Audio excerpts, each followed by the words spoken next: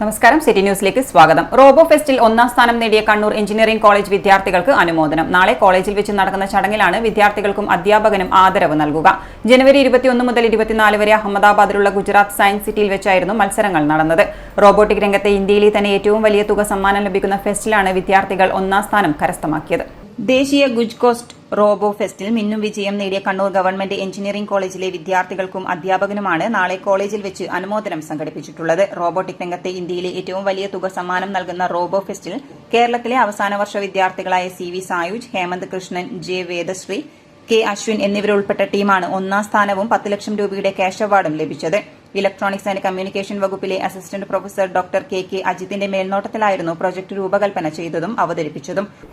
അതിനുശേഷം അത് ലെവൽ 2ലേക്ക് സെലക്ഷനും കിട്ടി. അപ്പം ലെവൽ 2 എന്ന് പറയുന്ന ഒക്ടോബർ 25 മുതൽ 27 വരെ 2024 ഗുജറാത്ത് സയൻസ് സിറ്റി അഹമ്മദാബാദിൽ തന്നെ വെച്ചിട്ട് നടന്നതാണ്. അപ്പോൾ അതിനകത്ത് ഒരു വർക്കിംഗ് മോഡൽ അവിടെ പോയി പ്രസൻറ്റ് ചെയ്യും. അപ്പോൾ ലെവൽ 2ലും നമ്മുടെ ടീം വിന്നേഴ്സായി. അതിനകത്ത്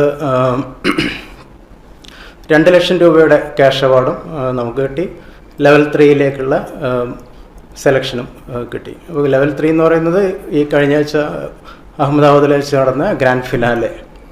അപ്പോൾ അതിനകത്ത് നമ്മുടെ ഫൈനൽ പ്രോട്ടോടൈപ്പ് പ്രസൻറ്റ് ചെയ്യും. അതിനകത്ത് 100ഓളം ടീമുകൾ ഉണ്ടായിരുന്നു, IITs NITs അടക്കം.